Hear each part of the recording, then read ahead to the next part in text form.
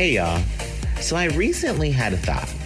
I looked down at my hands and I was like, aw, they look like two slick, glistening baby seals that just came out the water.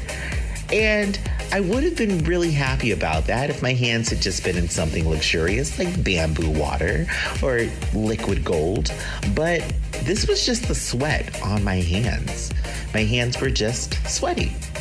And it's something that happens naturally for me. I have sweaty palms and it's no fun.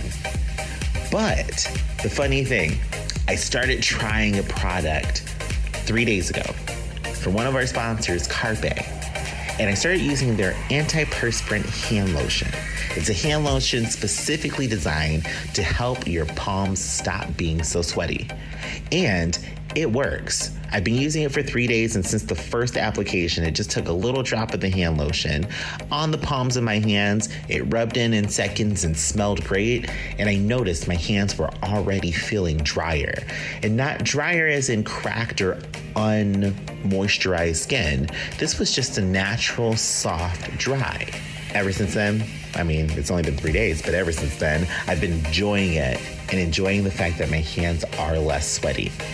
So, if you are somebody who's out there who can or has dealt with sweaty palms, extra perspiration, including your groin, your breast, your stomach, your face, your underarms, everywhere, Carpe might be for you. So I would say go check them out. Go to mycarpe.com. It's Carpe spelled C-A-R-P as in Peter E.com, and use the offer code anything to save 15% on your first order. Oh, let me tell you how frustrated I am with my mouth. My mouth feels so plain, boring, bland. I need some spice to liven it up. And thankfully, our good friends at Heart Soul Heat know what to do to really make my mouth going. They are the creators of Ghost Honey. Ghost Honey is 100% American-made hot honey. It's ghost pepper infused raw honey, and it's going to be great on foods like pizza, fried chicken, rice, you name it. Ghost Honey is going to be right there for you. And for fans of The Anything Show with Jon Francois, here's a special deal you got to take advantage of. 50% off your first order with the code ANYTHING at heartsoulheat.com. Use the promo ANYTHING at checkout. You're going to get half off because really, when it comes to your mouth, we got to get spicy. All right.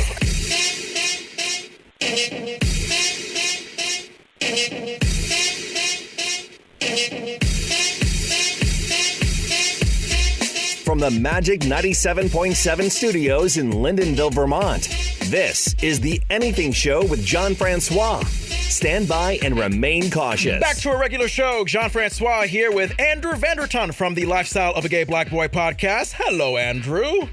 Howdy. Yes, howdy there, cowboy, as we get to something. I don't know what we're doing. Oh, yeah, we're speaking to Annette Smith later on, Andrew. She's a wonderful podcaster, host of Music Junkies, where she is asking me and Andrew about our 5 favorite songs and what they mean to us. So you'll hear that segment later on The Anything Show. For our celebrity gossip, how much money Will Ferrell turned down for the Elf sequel? Let's get viral. We're going to hear about reverse porch pirates. For our headlines, we're going to figure out how we pronounce Omicron, obviously the newest COVID-19 variant. Listen, subscribe, follow, rate, review The Anything Show with Jon Francois wherever you get podcasts. Facebook.com/The Anything Show. Instagram and TikTok at Anything Show Francois. You can find us on YouTube under The Anything Show with Jon Francois. Shot glasses and keychains are available. $10 for a glass, $5 for the keychain. Send me a DM if you will. Okay, Andrew, I guess we shall get started with some headlines. You ready to go?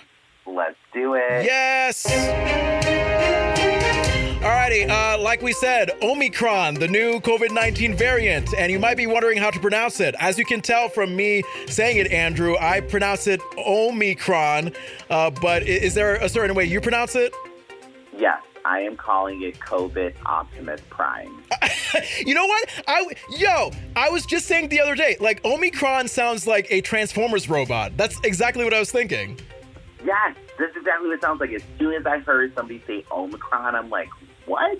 They went to Cybertron and got it? Yeah. Now, is Optimus Prime in Transformers, is he the hero or the villain? He is the hero. He is a transformer. Okay, so yeah, maybe not a good idea to have a negative association with such a heroic guy as Optimus Prime.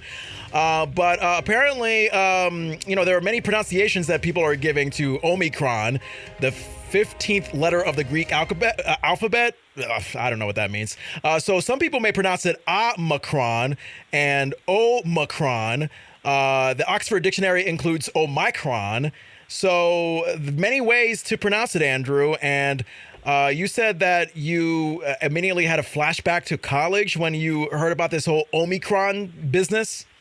I did. Immediately had a flashback to college of Greek week when everybody's pledging at fraternities and you see all these random weird shapes around you. Like, that's the language. That's what I felt like as soon as I heard Omicron. I was like, oh no, I'm not going to understand what's happening now. I hope in your memories it includes togas where we could see up everybody's under things. Oh no, I had fun at the toga party. Oh, did you now? Okay. I did. I didn't pledge, but I pretended to be one during them. Nice. Yeah, you're probably looking at the closest, hottest guy and was like, oh, I can see your Zeus. I'm like, oh, your staff? It looks amazing. Exactly. You can Greek my alphabet anytime. Oh, God. Hey, speaking of all things words and Omicron and COVID-19, Merriam-Webster, the dictionary people, they just announced its word of the year for 2021. Not surprisingly, Andrew, it is vaccine. And your thoughts on this? First, I had to know, is that dictionary company based in the United States? I believe so. Okay, vaccine is a heated word right now, so I can see why it's there. Yeah, I was just saying, now that we know that vaccine is the word of the year, half of the country loves that, half of the country hates that. So there you go. Let's fight it out until the end. I just want somebody to go down to the dictionary place and protest. Like, you're going all this stuff wrong or whatever they say at those protests. I want them to do it. Yeah, exactly. The pro-vaccine people, come with their needles that gives you the vaccine, and the anti-vax people, they come with their what's that horse vaccine that Joe Rogan likes to take? The ivermectin that's eating everybody's brains. Oh my gosh. Oh God, Joe Rogan. Ew. Alrighty, let's go to Christmas. In a new survey, the average person says they decide if they like a Christmas present within 14 seconds. Now, Andrew, I'm a simple guy. If it involves money, I don't even need a timer. I'm gonna kiss you, make out with you, have sex with you within a millisecond because you gave me my damn cash. That's me. As soon as I get the money, or if I hand you money, there's no way you can be disappointed. I handed you opportunity. But if I send somebody a present, which is rare, it's directly from Amazon, so I don't even have to see their reaction. Hey, Andrew, are you a real Christmas tree person or a fake Christmas tree person? I love the real trees. Okay, you know what? I'm hearing more and more, especially ever since I moved to Vermont, that real Christmas trees are the thing because it has that pine smell, yada yada yada. And in fact, a recent survey was asking if buying a real or fake Christmas tree is better for the environment. Now, experts say that buying a real tree every year works better, but it's just a little bit better. It's not as much better as you might think. Now, Andrew, what do you think about this? Because I grew up in a family in Connecticut, and they just said, you know what? Screw it. We're going to go to Walmart. We're going to buy ourselves an artificial fake tree, and then we're going to be good. So the fact that the real Christmas tree is only a little bit better for the environment, it's actually great news for someone like me who does the fake tree thing. Now, I'm going to suggest that everybody gets a fake tree. I do like real trees. I just don't feel that everybody needs to have a real tree. Yeah. One, if you can't take care of it properly, don't bring it in your home. And then two, if you're not getting it from a responsible source, don't buy it. But yeah, I do like having them. Okay, that's fine. My girlfriend and her best friend, who I live with here in Vermont, they're originally born and raised in Vermont. So for them, real Christmas trees, that's all they know because Vermont is very rural and you have a billion Christmas tree farms you can access. So of course, when they, look at my whole fake Christmas tree ass, they're just like, okay, yeah, you do that, and we'll continue to do what we do every year. So I pretty much have no choice. I mean, they can cut down the tree if they want. They can get their muscles, their big sweaty muscles, and bring that tree back to the house if they want, and spend $150,000 on it. Because I know for a fact those real Christmas trees are more expensive than the fake ones. Oh, way more expensive. Unless you go out to your neighbor's house and cut it down on your own. It's expensive. And it dies too. It dies. Doesn't it die shortly after you take it down after Christmas? Put a little vodka in the water, and it'll last a lot longer. Are you being serious? I am 100% serious. Put a little vodka in the water, not a lot, but with the regular water in the tree, maybe a shot or two, and the pine needles will actually stay on the tree longer and look healthier. Wow. All right. Well, Christmas tree tips from Andrew. I did not expect this on the Anything Show this week. This is nice. Hey, a new poll, Andrew, asked what we can give to a person who has everything. And we all have that difficult person in our life that we cannot shop for. Do you have that person? Totally do. It's me. Oh, it's you? Okay. Yeah. Oh my God. I'm so, Andrew, I'm so discouraged and I cannot stand myself because I can't shop for myself. Well, how can I top last year, Andrew? What is wrong with you, Andrew? That's the self-talk that you must be having with yourself. I'm not joking. That's actually the immediate thoughts I have whenever I try to buy myself something. Yeah. Well, chocolate, holiday gift baskets, and gift cards are what's said to be the gifts that are perfect for people who have everything and you just cannot find a way to shop for them for the holidays. I mean, do you agree with those three gifts? Yes, because I'll tell people, give me Tic Tacs with peanut butter as a present. Don't buy me anything else. Tic Tacs with peanut butter? Is that what you said? Tic Tacs.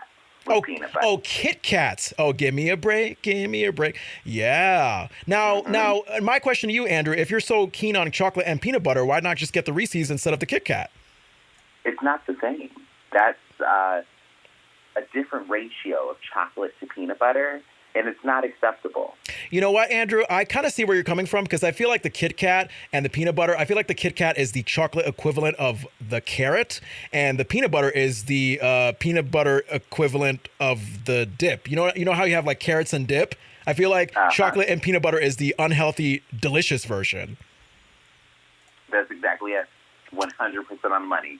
Nailed it. All right, Pillsbury. Oh, home of that adorable dough boy and all those cookies and treats and whatnot. So Pillsbury for the holiday season, Andrew, they're going to have a new candy cane flavored sugar cookie dough, which will be available at stores throughout the holiday season. Boy, I hope that, if they're like commercializing this candy cane flavored sugar cookie dough, I hope that they got the Pillsbury Dough Boy in the commercial. He's wearing a candy cane shirt, and I hope he's 100 times more adorable than he already is, because every time I look at the Pillsbury Dough Boy, Andrew, I want to tickle him. I want to laugh with him. I just want to take him in as my pet.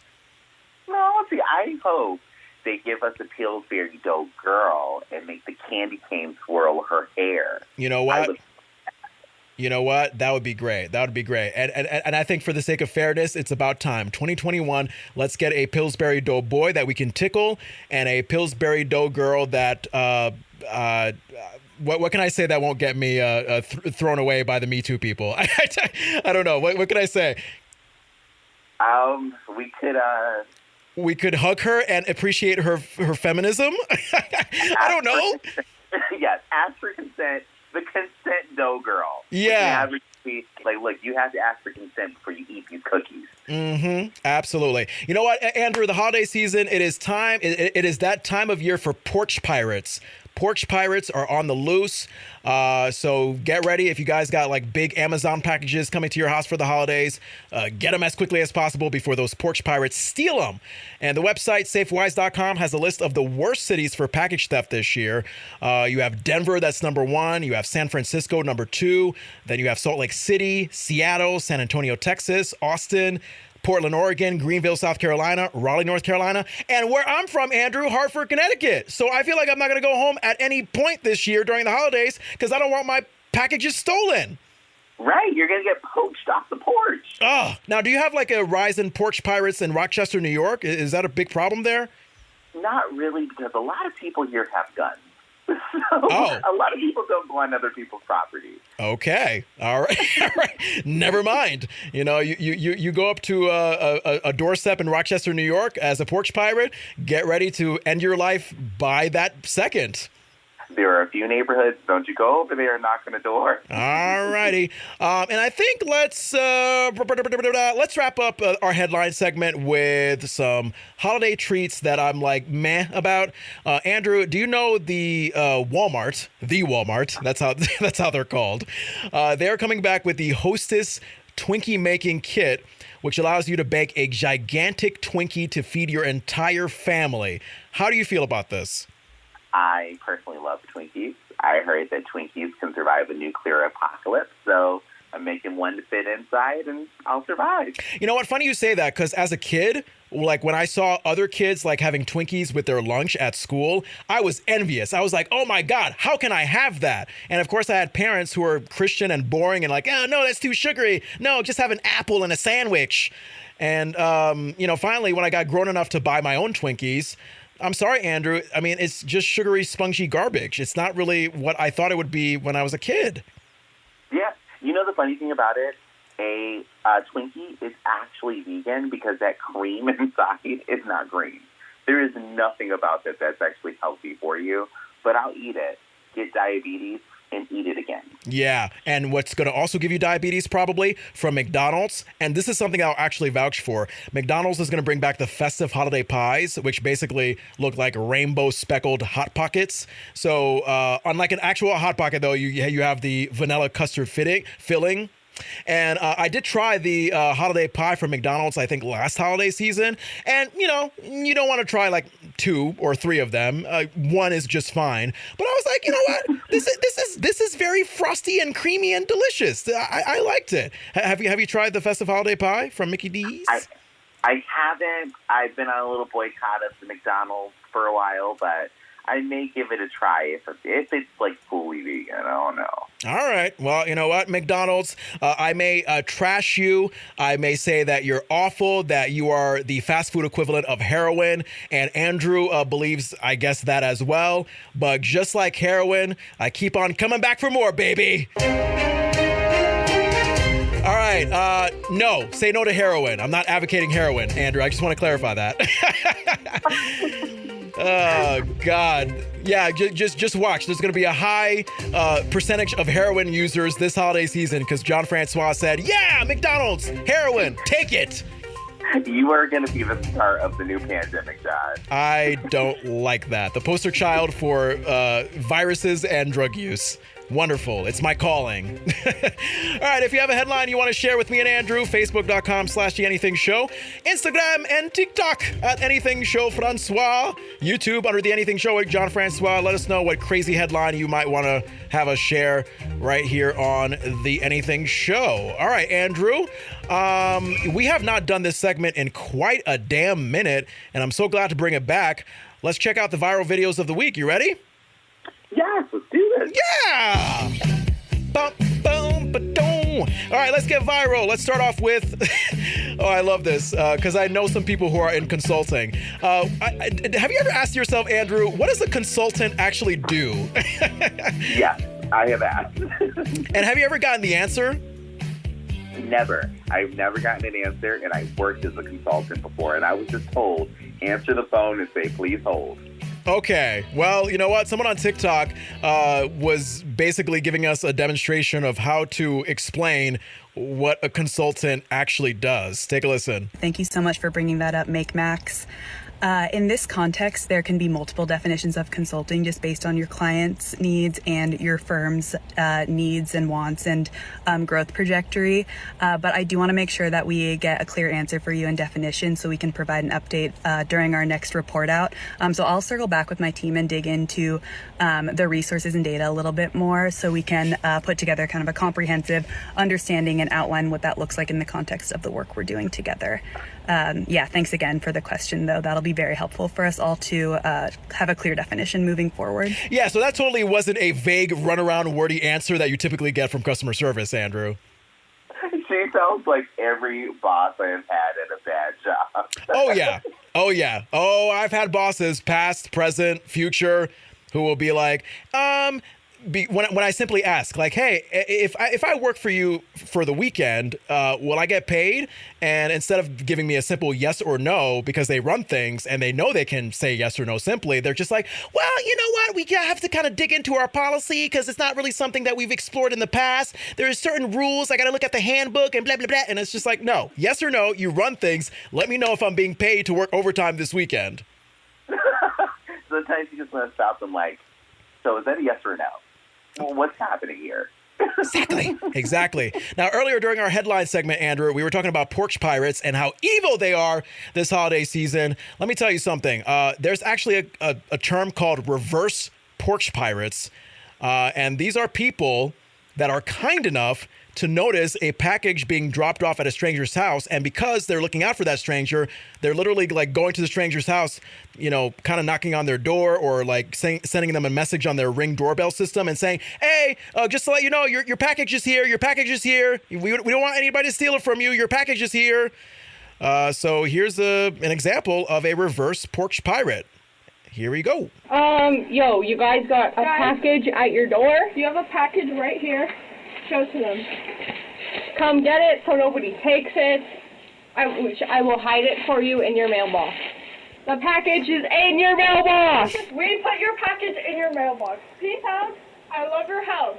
It's a great house that reminds me of Mexico. Now, you put your hand on your chest, Andrew, and you have this big facial expression. Like, so what do you think about the reverse porch pirate?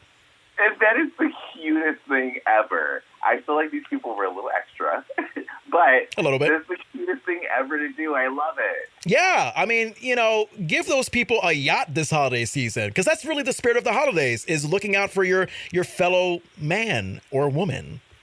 Yeah, I mean, the fact that they said it so loud that we hid it in the mailbox, that somebody was going to poach it, now they know where it is. Yeah, right? But it was still really good. Oh, how sweet. And you know what? Speaking of all things shouting into a stranger's Ring doorbell system to send them a message, this is another one. Now, Andrew, this is a question I will usually get by a stranger on the street. So imagine a stranger coming up to your house, literally ringing your doorbell, and you greet them, and you think, oh, they're probably asking if I want to be like a part of the Jehovah's Witness program. But no, they ask you this question.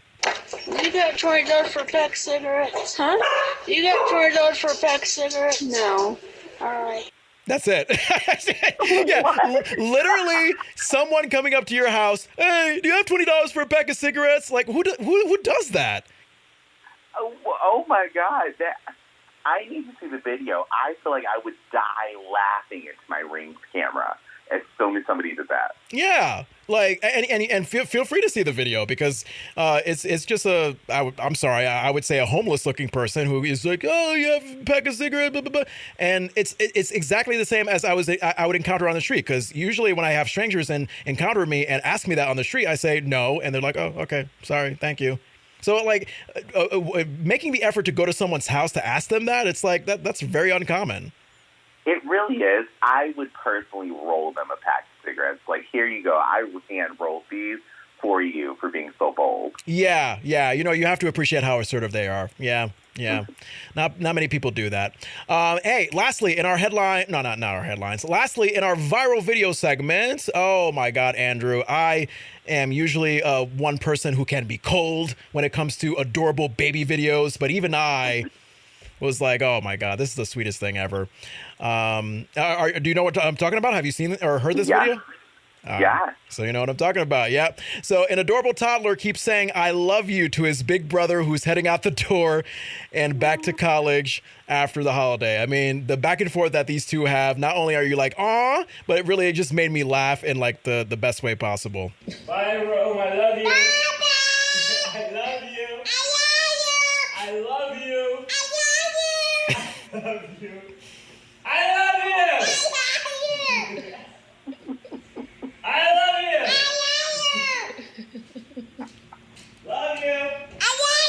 That's just great. I mean, it's like, not only is it cute, but the fact that you have a baby that's smart enough to like know like that exchange of dialogue, like, oh yeah, when Big Brother says I love you, I say I love you back. It's like, you know, oh my God. I mean, look, I gotta confess, Andrew, me and my girlfriend, we have talked about wanting children someday, and when you see videos like that, you're just like, oh God, Tony, maybe we should start now. This is just too much.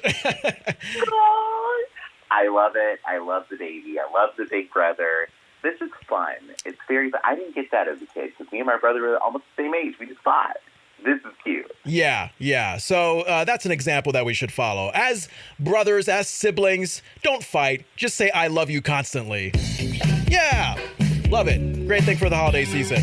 All right, if you have a viral video you want to send us, facebook.com/anythingshow, Instagram, TikTok @anythingshowfrancois. Maybe you want to shout us out on YouTube under the Anything Show with Jon Francois. All right, Jon here with Andrew. Let's see. Coming up later on, like I said, we have a great, in-depth, fun, quirky conversation with Annette from the Music Junkies podcast. I have to confess, Annette did not come on our show. We came on Annette's show, and because we had such a fun time, Andrew, I'm just basically taking her segment and using it on our podcast. Is that a bad thing? I don't think it is.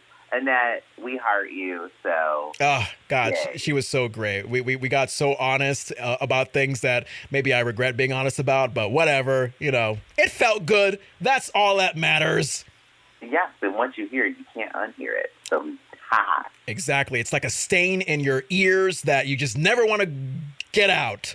That big ball of earwax that is just so stuck inside your ears that takes like 50 years to finally get out. And then when you get it out, it's like a yarn ball, it's a yarn earwax ball. I am very afraid but interested in seeing an earwax ball. Oh, my sister has had plenty of them over the years because she is notorious for having awful, nasty ears that she rarely cleans. She'll tell you that. Oh no. Yeah, she literally had a hearing problem for a while, and she had to go to the doctor to figure out what the hell was going on. And the doctor did some digging, and he pulled out like the biggest earwax ball ever, and she started hearing just great again. Like that's how bad her earwax problem is. Oh no. Yeah, it's not serious. It's just she needs to clean her ears more often. That's what she needs to do. Okay, I can understand. Yeah. If you ever need someone who is meticulous, I got you. Exactly. Shouts out to my sister Natalie. Alrighty. So yeah, we're gonna have Annette from the Music Junkies podcast come up later on. That's coming up after our celebrity gossip. But first, let's acknowledge our sponsors for a bit. This is the Anything Show. Hang on, we'll be right back. So one thing that I have truly believed is that art removes the mundane dust of everyday life from our souls. Cleans it right off better than a Mr. Clean eraser. And I want to take some time and talk to you guys about a great gallery called the WYLD Gallery. It's WYLD spelled W-Y-L-D. The WYLD Gallery is a gallery in Austin, Texas, and it features art by Native American artists. One piece that I want to talk to you about that I saw on the WYLD Gallery website, which is just simply WYLD, spelled W-Y-L-D .gallery, is Thoughts of Home. It's a painting by Dylan Caven, and it's an expressionist painting to me because there's tons of emotion behind it, of a man, and all we see is his profile. It's colored almost like the patina or rust on a copper coin, like a penny. And you see this intense look in this gentleman's eyes, along with lines and wrinkles and every bit of his life experience showing on his face. When I look at it, one of the things that I immediately think of is me going through a terribly long day, trial, event, or whatever it could be, and all that's on my face at the end of the day is take me home. I can't do this anymore. Just take me home. That may not be the true meaning behind Dylan's painting, but it is something that evokes emotion in me when I see it, and I'd like to share that with y'all. So if you are interested in checking out the WYLD Gallery, all you have to do is go to their website, which is WYLD, spelled W-Y-L-D .gallery, and you can also get in touch with Ray Donnelly of the WYLD Gallery if you are interested in seeing a painting in person. To reach Ray, his email is ray, spelled R-A-Y, @wyld.gallery. Or you can give him a call at 512-657-6583. If you get a chance, it'll change your life. Please check out the WYLD Gallery. Okay, well, obviously we love to laugh, but have we ever really thought about the people who make us laugh for a living? The science behind what they do. Let me introduce you to Behind the Bits with Scott Curtis, where you get to learn everything there is about the stand-up comedy profession. He's had greats like Corey Ryan Foster, Tom Dreesen, who I especially enjoyed because of his connection to the 70s comedy store boom in Los Angeles with Letterman, Leno, etc. Scott Curtis is the guy you want to go to for all the stand-up comedy interviews because he has won the Discover Pod's annual award for Best Interview Style Podcast. Follow Behind the Bits on Twitch to watch his interviews live and unedited, twitch.tv/behindthebits. And of course, you can find Behind the Bits wherever you get your podcasts. This week's episode was brought to you by Art Legends in History Podcast. If you want to learn history like what was pop art, who was Andy Warhol, and why did that guy paint a can of soup, this is the show for you. You can find Art Legends in History wherever you find your favorite podcast. Hey, welcome back, everybody. Time for some celebrity gossip, and we start off, Andrew, with Face on Love. A wonderful black actor who I have not heard of since The Parenthood. Have you ever watched that Robert Townsend sitcom from the 90s, The Parenthood? It was so good. Yeah, I think he was like Robert Townsend's best friend in that show. And apparently he was in the Elf movie with Will Ferrell, a movie that I have not really seen in full ever. I've only seen like snippets of it on TV, but I hear good things about it. Now, Face on Love from Elf, he is still trying to wrap his head around the fact that Will Ferrell, get this, he turned down $29 million to do a sequel of Elf. Faison said, quote, "I was surprised he turned down that much money, but it must be good to be white," end quote. Now, I don't know. I mean, look, in my opinion, Andrew, I was like, whoa, okay, where the hell did race come from? Because I know Will's reasoning for turning it down. He just said, hey, I don't think the sequel that they were proposing was going to be up to par. The quality was going to be good. So I just said, let me just turn it down and do something that I'll be proud of. But you're saying you see Faison's point, right? I actually do see his point. Now, I understand why Will Ferrell says he doesn't want to do the new movie. For him, the money wasn't the factor for him doing the movie. It was the enjoyment of doing it. For Face on Love, I remember an interview that he did shortly after Elf came out, and people realized how much money that movie made, and he only made about, it was like $10,000 or $20,000 initially. Jesus. Role in the movie. Like, it was super low. And they based it on him just being a, background actor, essentially. He didn't really get much money. So for now, it's like, hey, this movie that is massive has a chance to come back out, which means everybody can make tons more money. I can see why he's like, oh, well, it must be nice for him to not have to worry about that since he has the privilege to not care. Wow. Well, good point. You know what? Like you said, compared to what Will Ferrell made from Elf, you said Faison basically got what? He got shafted like $30. That was it. He got $30 and a hot cocoa. That's essentially what he got. Hot cocoa. Oh, boy. All right. You know what? Speaking of movies that we watch and love, maybe not. I don't know. I mean, the House of Gucci movie right now is getting press. It's the movie about the Gucci family starring Lady Gaga and Adam Driver. Now, the Gucci family themselves is not happy with House of Gucci. They issued a statement calling the movie, quote, extremely painful from a human point of view and an insult to the legacy on which the brand is built today. Now, I mean, this makes me want to see the movie even more because initially I was going to see the movie because I heard that there was like a nice steamy sex scene in the beginning between Lady Gaga and Adam Driver. But you have a different perspective, Andrew. What was your perspective? My one thing is just like, hey, did we address the racism that has plagued Gucci forever? And also, I think Gucci is very basic fashion, so I don't support their house. So, two things. Tell me how Gucci is basic and tell me how they're racist. Well, one of the things that is racist through Gucci's own marketing was a blackface-esque mask and picture that they promoted on their website. It was actually a ski mask. And then they also have their factors that they have supported anti-black communities with some of their donations. Wow. From the Gucci Foundation. Such as who? Which communities did they support? That, I don't have the full details because I read the report and I read it on a few different Black news websites and I'm like, I'm not so fan of this. But this came out all around the same time that they had the mask that was promoted through one of their campaigns that people associated with blackface. So a lot more of that came out. I did enough research on my own, just going through some of their old marketing campaigns in different journals that were published where I was like, this really isn't the fashion company for me. Wow. All right. Well, there you go. You got your opinion there. You shop where you're comfortable. That's what I say. All righty. Yeah. And hey, if there's anything that makes us both comfortable, Andrew, it's just the idea of raunchy holiday movies. And VH1 is basically, they're basically the anti-Hallmark channel this holiday season. So whereas Hallmark is like, oh, we're going to to do wholesome, family-friendly, cheesy, romantic holiday movies. VH1 is just like, hey, we're going to do, holiday movies for the rated R crowd, and we're going to have sex, drugs, drag queens, strippers, gangster rappers. Now, personally, look, as someone who associates Christmas with childhood and wholesomeness, I prefer the wholesome Christmas. But Andrew, what did you say about this Naughty or Nice lineup of raunchy movies? I am watching all of it. It sounds like my daily life. How so? Well, I mean, any given moments, I could be around a drug dealer, a drag queen, somebody who's a prostitute. We don't know. Oh, my God. Now, is this because you're in Rochester, New York, or is this because of your own choice?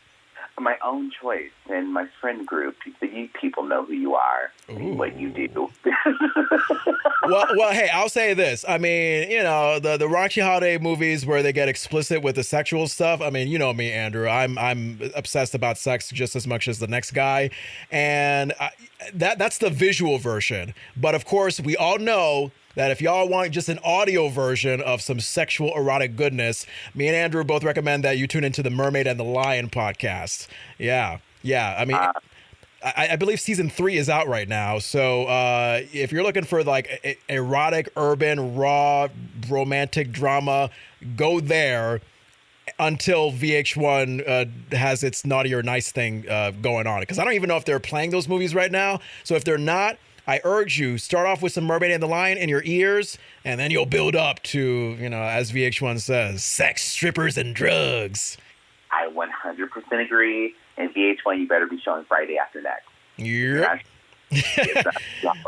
Yeah, shouts out to the Mermaid and the Lion podcast for supporting the Anything Show. Find them wherever you get podcasts for that erotic storytelling goodness that you yearn for your ear holes.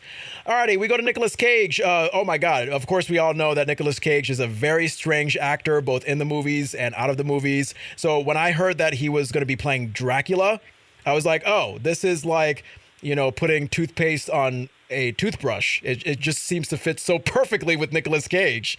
Now, Andrew, you actually are turned on by Dracula, aren't you? I find Dracula to be very romantic. Somebody who wants to see the demise of the human race and turn them into his own species, here for it. He could buy me a rose and I'm going home with him. Okay, so I have two questions. One, besides the fact that he wants to wipe out the human race, let's get to that in a bit. What about his personality do you find romantic? I mean, do you just think that, oh my God, he sucks the blood off people's necks? That's just great. Well, he's very cold. He understands what calculating is. He's not swayed by the emotions of the heart. It's like that go out and get it mentality he has that I really find attractive. Okay.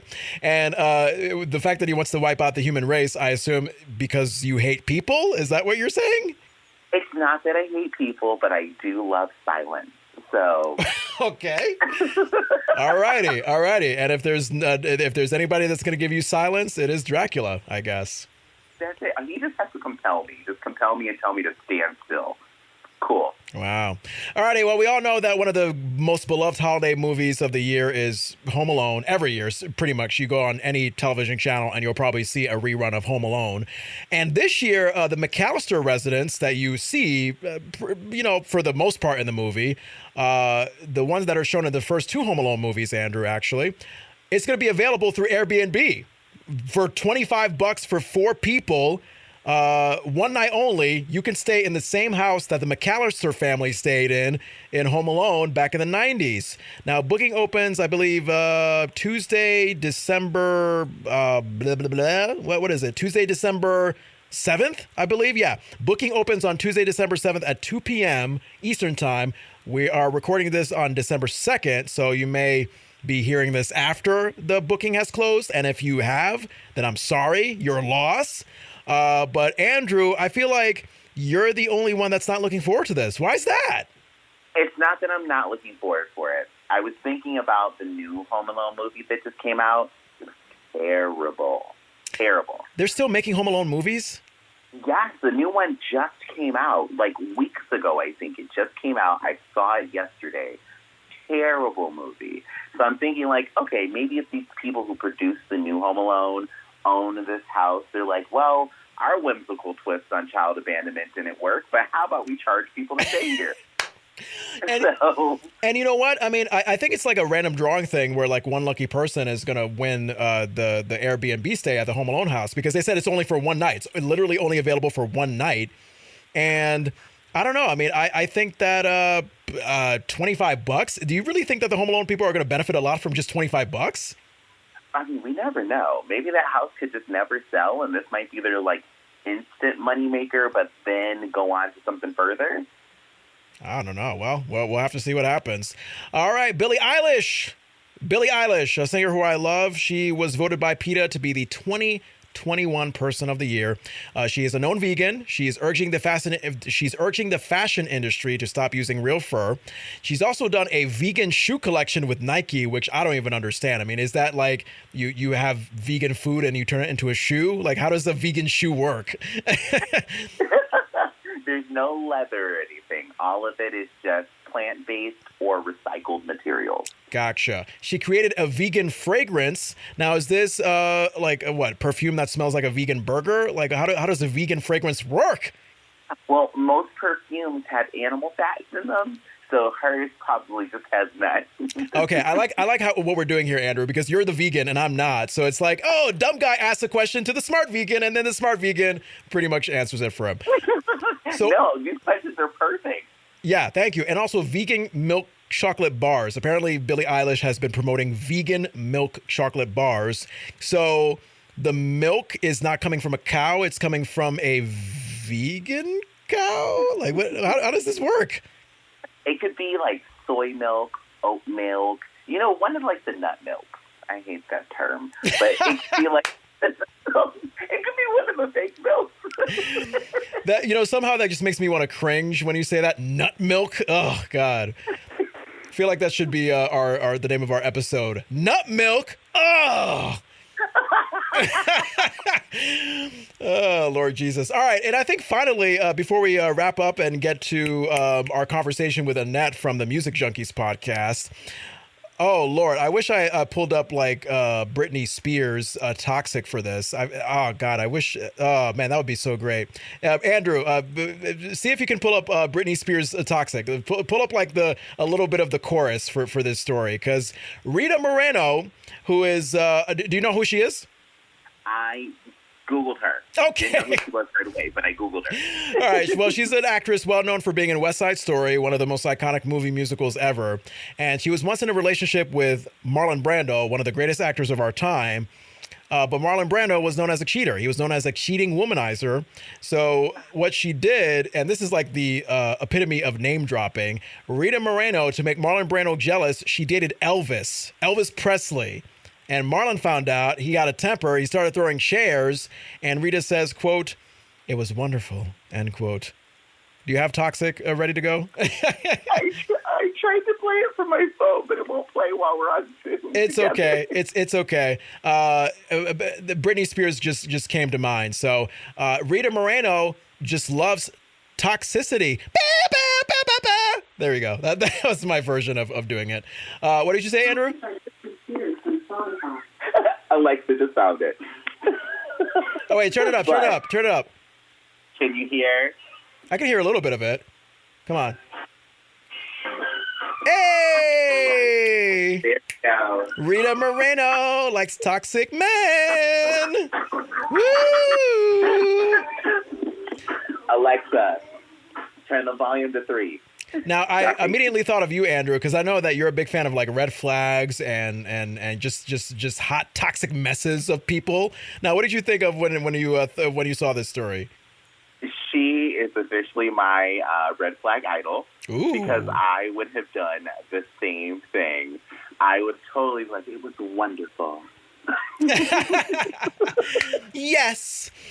Sure, I cheated on my boyfriend to make him jealous and make him throw a temper tantrum. And yes, I reveled in it instead of doing the classy thing and moving on and not having any contact with him anymore. Who cares? That's overrated.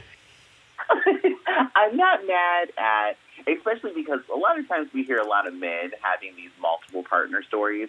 So when I hear a woman who's like, yeah, I had multiple partners, so what? I love it. All right. Well, very good. Well, Rita Moreno, which I saw in a Netflix documentary about her career. Very fabulous. You should check out sometime, Andrew. I may not agree about this toxic behavior that you displayed here, but you know what? You're a talented woman, and you have my forgiveness. As if you need it. No, you don't. Rita Moreno, a great legend. She doesn't need anybody's forgiveness. All righty. If you have a piece of celebrity gossip you want to share with me and Andrew, Facebook.com/TheAnythingShow. Instagram, TikTok, YouTube. You can find us under The Anything Show with Jon Francois. It's all good in the hood. Alrighty, Jon Francois here with Andrew Vandertunt from the Lifestyle of a Gay Black Boy podcast. Find it wherever you get podcasts. Another podcast you should check out is Annette Smith's podcast called Music Junkies. Wonderful. I mean, every episode she has a guest on and asks them, like, what are the songs that mean a lot to you? What are the stories behind them?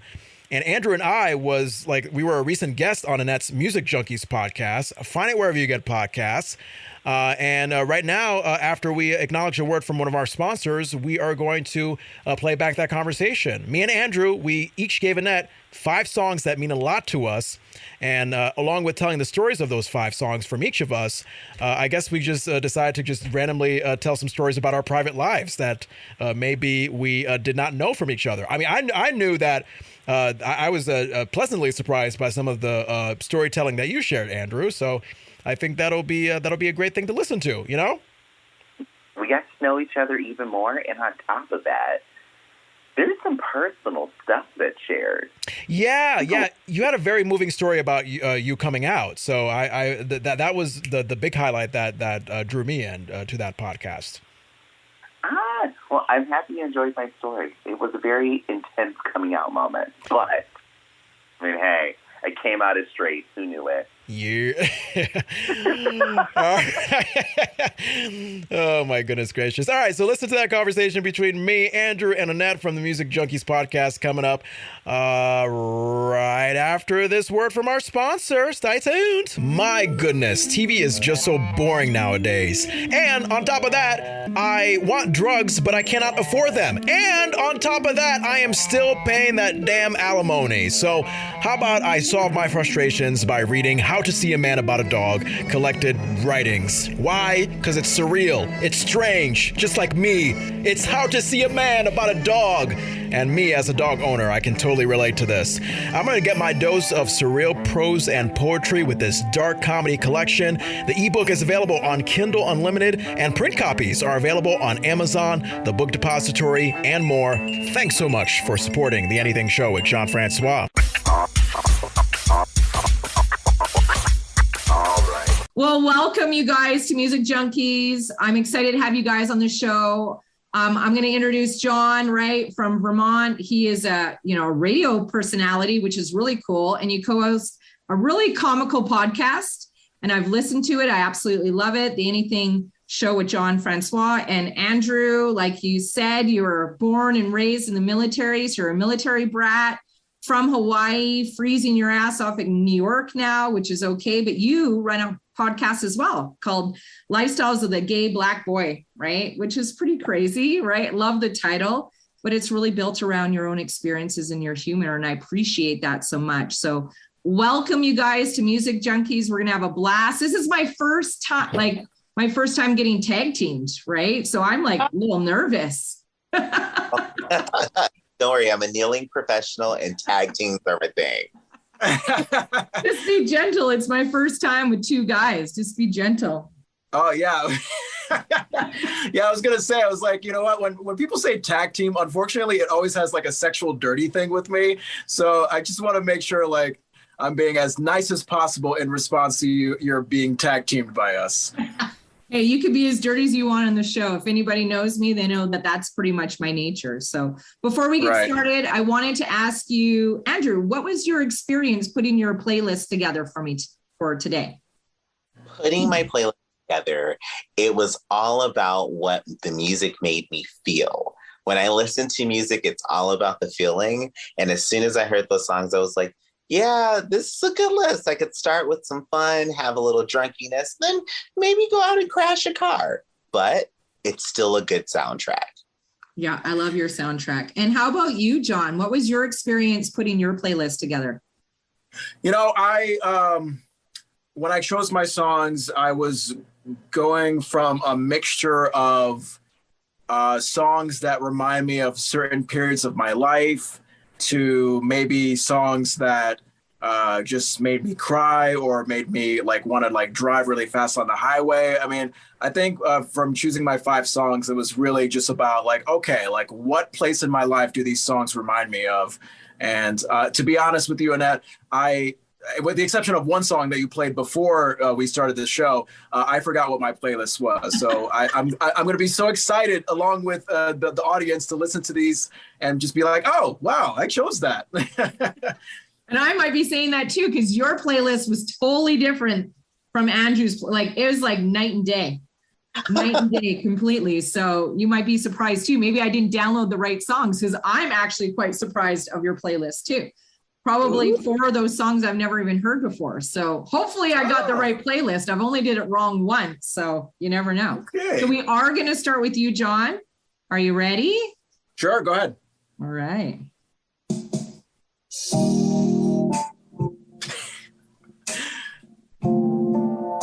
I Can't Make You Love Me, Jon. Yeah. I Can't Make You Love Me by Bonnie Raitt. Is that what it is? Yeah. Yeah. You know what? That song, okay, I'll say that song in particular always reminds me of a girl back in, I'm going to say this was like shortly after I graduated college. We went to the same school and I was still living in my home state of Connecticut, as was she. And she was already with someone, but she was like leading me on in a way where I thought that she was going to leave the guy and be with me. And that was not the case. And for whatever reason, she just kind of like dramatically switched from like having feelings for me and being into me to like just wanting nothing to do with me anymore. So like, I don't know, during that period, that Bonnie Raitt song meant a lot to me because it was just like, wow, like no matter how hard I try. And I was a creep back then. I was a creep. I did like, I did letters, I did cards. I went to her workplace knowing that she might be there. Yeah, this was a few years ago. So I've changed a lot since then. And I just got to a certain point where I was like, you know what? Nothing is really going to come of this. And for me, at least, you know, the greatest way to move on is to find someone else. And luckily, I've gone through, you know, a period of dating experiences here and there before I got to my relationship with my current girlfriend, where I was able to get over that girl from my past. So yeah, there was a period where Bonnie Raitt, I was leaning heavy on that Bonnie Raitt song, and I was aware of the Bonnie Raitt song beforehand. I just think it's a great, beautiful song that will just make you cry, and I still listen to it to this day because it's just a great fucking song. But yeah, that particular period in my life is really what ties me into the Bonnie Raitt song. Yeah, I'm super glad that you got over that stalking phase. Right? Like it was like, I love letters, but like when you're outside in the rain staring in my window, I kind of get a little freaked out, right? Like, and you're holding like, the letter and you're crying and it's crazy. And Andrew, have you ever stalked anyone before? I find stalking to be quite romantic. I think it's just doing extra homework on the person that you love. So if you just standing outside my window and watching me watch Dateline or something, you're like, hey, so I love Dateline. This is so great. I'll be like, you stood outside for me? I'm stalk-worthy? It's kind of like the Netflix show You. Have you seen it? Oh, I love You. I feel like it's kind of down that path a little, Jon, right? It's not expensive, but... You know what? I would say besides like actually killing people, I was not that different from Joe Goldberg and You. I was not that different. Yeah. And maybe that's why I loved it and was fascinated by it so much. Look, I didn't agree with what he did, but I was like, you know what? This is a fascinating show. Something about this show speaks to me. This makes sense. Like, I'm okay. Like if this guy's doing it and it's a TV show, it's normal, right? It's normal. Yeah. By the way, can I just say something, Annette? Can I just say something really quick? One of the 100 million things about that I love about Andrew is that he'll put a silver lining on everything, including like red flags. Like he's such a promoter of red flags in people, and I'm just like, wow, that is wonderful. I never saw it that way. Wave your flag. It's okay. I love it. Andrew, this is your song. You ready? I'm ready. Okay. It's got a little long introduction.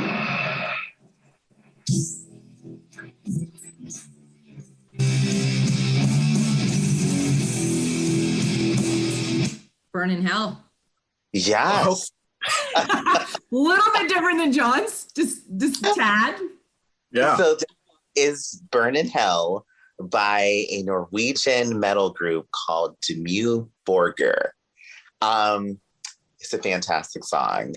I personally love it because it makes me feel good inside to hear it, actually. It's all about burning in hell, about what sends you to hell, how you go to hell, and once you get there, what it's going to be about. And something about that was super comforting to me. Take it to a dark place. For my childhood, most people said I was going to go to hell because I'm gay. And I'm like, well, at least it sounds fun in the music. So let's go from there. And I actually found this song after I got kicked out of my house for being gay. And I was like, at least there's some good voices and some good music out there that can keep me company. And I fell in love with it. I love it. Do you know Twisted Sister does that song? I think so, they do. You should listen to it. That's probably where these guys got it from. The Twisted Sister version is really good. It's awesome. So your parents found out, how did your parents find out that you were gay? Oh my gosh. So I don't get to have one of these fun coming out stories where it was like, oh, hey y'all, I'm gay. And they're like, we knew. Or it was like, hey y'all, I'm gay. Okay, get out. No.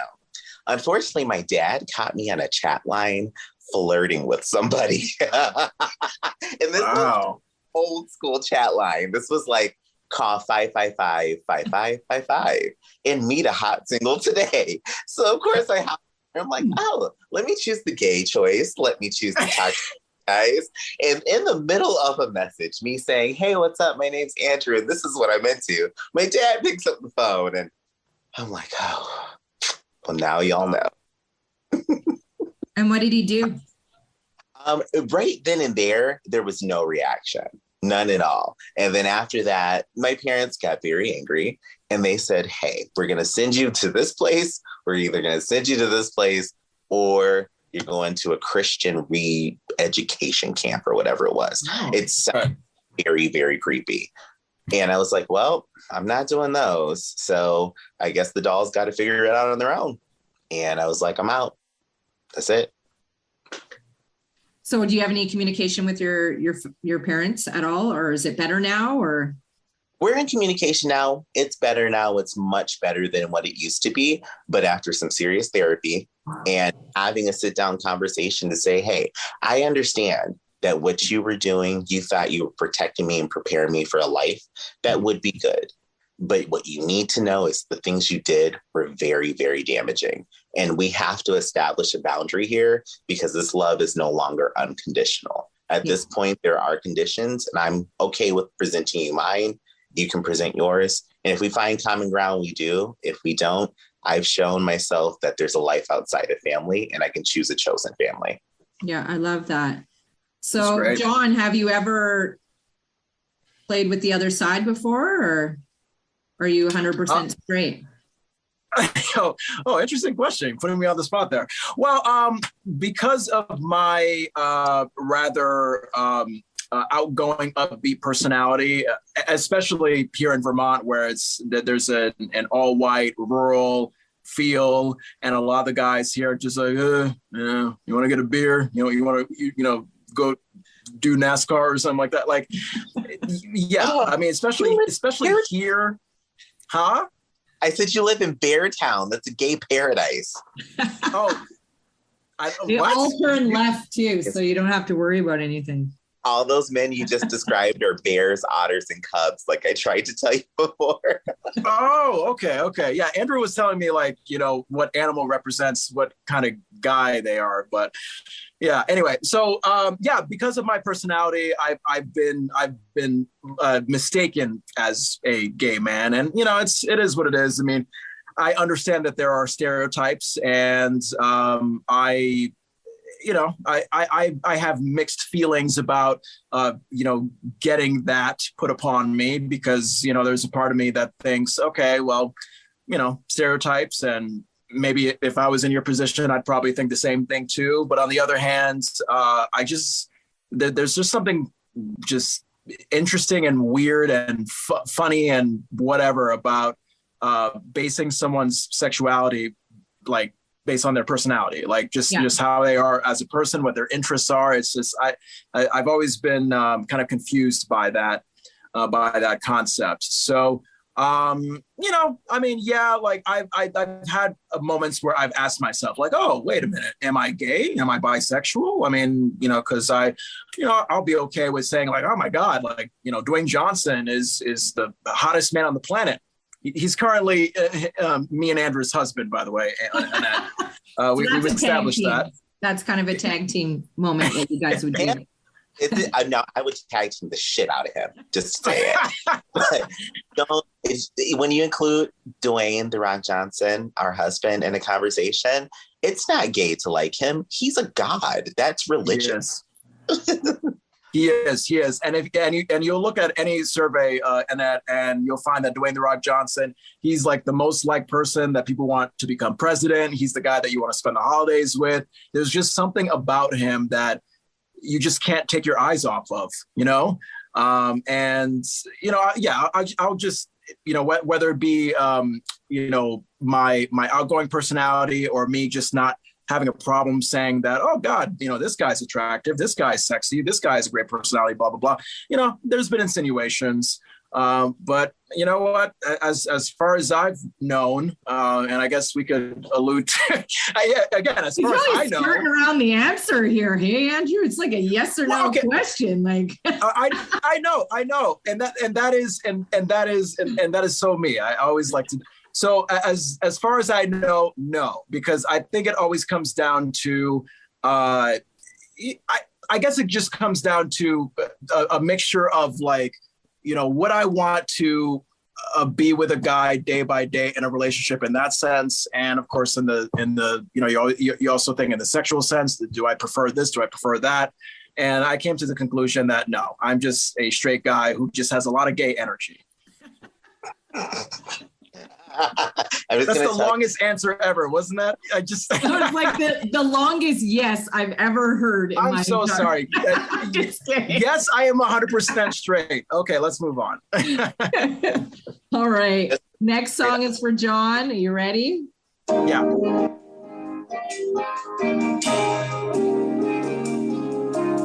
Oh, yeah. Shaka Khan. Yeah. Through the Fire. Yeah. For whatever reason, I would have a lot of moments back in the day where I would hear this song and imagine myself playing a part in like a movie or TV show where I was just like some, fucking like crazy murderous bastard who wanted to get back at my girl for cheating on me with this guy at my own house. I don't know why. Like, I always imagine myself as that guy who's just like, I'm going to like set this house on fire and I'm going to get what's mine. And I don't know what. So it's a mixture of that. And also just like Shaka Khan is just fucking fantastic. I love it. So Jon, you have many animals. Do you want to tell us how many animals you have? Yeah, well, that's mostly due to my girlfriend and her best friend. So currently in our house, we have 7 dogs and 5 cats. And you know what? When I tell people that, I understand why you think, wow, that is insane. But the only reason why like it's a sane house to live in every day is because this is what my girlfriend does for a living. She's a vet tech, and she fosters animals and trains dogs on the side. So like she told me the other day, she knows how to run a tight ship. And we have a fairly spacious farmhouse in the middle of nowhere in Vermont that we live in with all the pets and her best friend. And fortunately, there's a good amount of guest rooms. There's a utility room. I mean, there's space to accommodate, all these animals. And when I moved in with them, oh God, almost 2 months ago, it was just me and my dog Buddy. I mean, before I met my girlfriend, it was just me and my dog Buddy. And we just simply just joined this large furry family that my girlfriend and her best friend have had. And, I never thought I would be a guy that would be tolerant of multiple pets in a home, but it's actually not as bad as people would think. I love it. So how long have you been with your girlfriend for?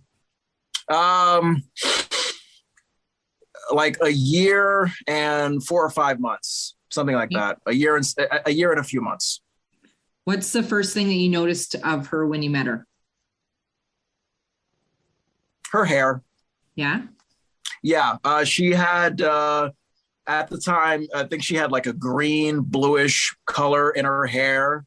And I noticed piercings. I noticed that she had a few interesting tattoos. She was unlike anybody I've ever met before. So she looked like someone that you would be afraid of, that might like beat the shit out of you in a parking lot. But like, she has like the most fragile, kind, humorous personality that you would imagine. And, pretty much everybody, even the most conservative people who would look at her and judge a book by its cover, you talk with her for a few minutes and you'll realize, oh my God, like she's a really nice person. My mom, who is like the most, just like, Andrew's parents, just, straightforward, Baptist Christian, just conservative in terms of like how men and women should present themselves. My girlfriend met my mom and everybody else, and my mom came away thinking like, wow, yeah, she's nice, and I'm glad you're happy. So that's awesome. So from the first time you met her, like your first date, how long did it take you to get her in bed? Oh God. Well, my Lord, we're getting personal here. Okay, so I'm gonna try to explain this as nutshell-ish as possible, because as you know, I have a habit of going on tangents when I should just say yes or no. Or 3 or 4 days, whatever. Yeah, so it was June 7th. It was June 7th of 2020. That was our first date, and it was July 16th, 2020, like midnight, 1 a.m, after we had sex for the first time. That's when I asked her to be my girlfriend. I did not want to have sex with her before okay, so basically my thought process was, before I asked her to be my girlfriend, let's see if we have sexual chemistry. Because I guess the worst thing would be if we like got into a relationship and then we found out we didn't have sexual chemistry and then it was just fucking awkward. So to your question, I think it took like about a month and a half to, not get her in bed, as you say, but work up the confidence to nervously, clumsily have sex with her. I don't remember that night, but it was clumsy as fuck. And somehow she still saw something in me. And here we are. Okay, so did you ask her to be your girlfriend before sex or after the sex? Literally after the sex. And I did it in the most, I think I told Andrew this, I did it in a nervous, humorous, clumsy way possible. I was just like, okay, now that that's done, you want to go steady? and she laughed at that. She thought that it was hilarious, and here we are. I love it. So Jon, what's your type of guy? What kind of male do you like? No, Andrew, sorry. What kind of man do you like? Oh, that was good. Okay, the kind of man that I like is honestly like Carpe. He's hot, black, tall, and can't love me back. That's what I'm here for. No, really. He's got to be somebody who just laughs. You've got to be able to laugh. If you cannot laugh, if you can't make me laugh, then we have an issue. If you're mad about something that occurred more than 12 hours ago, we can't be together. because I don't remember the last 12 hours because it's a new 12 hours. And then honestly, it's got to be someone who understands that I love you. I will give you love, but at times I have no more love to give and I just need my space. Yeah. If we find that boundary in that space, get in it. All right. So you're single now? Yes, I am single. So are you more of a hunter or a gatherer? Do you go out and hunt for your meat, or do you like to have a whole bunch of things on the menu as you're gathering men? So if we're saying gathering and hunting as far as men, I build a roster. It's like a baseball team. You have your first string. Right now, I've got my first string team in, and it's like, hey, how are you? Let's go out for a date. Let's go have sex. We're good. And then, it's like, okay, well, he wasn't that good. But if my A-lister calls, it's like, okay, hey, I've got plans. I'm really sorry. Okay, I'm ready. Let's go. I'm a bit of a fuckboy. I can't lie. But I just feel it's important to have a team. And then sometimes you got to switch out the A team with the B team. And doesn't mean anyone is less than the other. It's just, I'm not feeling this set of men today. And then in other ways, it's just like, hey, let me pop on my phone, see if there's somebody like 30 feet from me. And if you are, and your pictures look good, you like my pictures, our parts match up, let's get together, take our clothes off and make applesauce. We can do it. I love it. I love it. So this next song is for you, Andrew. Are you ready? I am ready. Good. This one is a little bit of a long intro, so I might fast forward a little bit.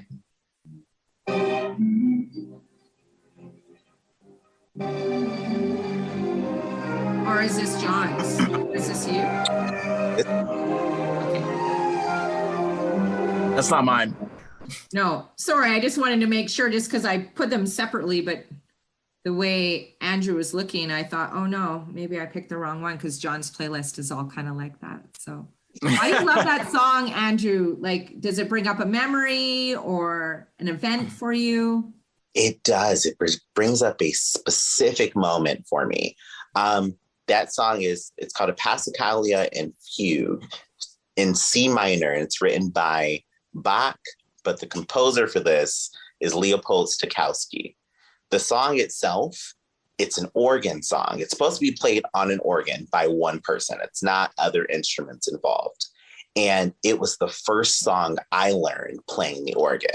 Wow. And I from probably one of the only men in this world that I respect to the moment where he was like, Andrew, that's stupid. Don't do it. I wouldn't do it. Like, he would be the person to say to me, no, because he taught me so much about playing the organ and piano, and then was just like such a light in my life.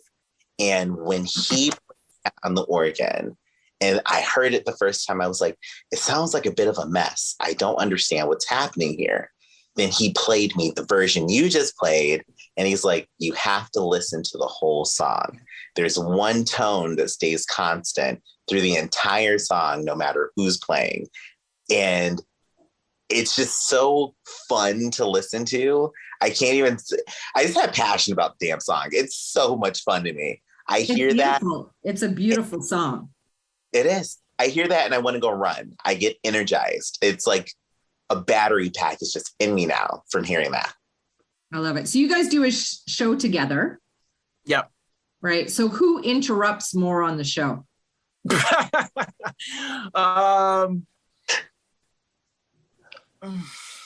I don't know.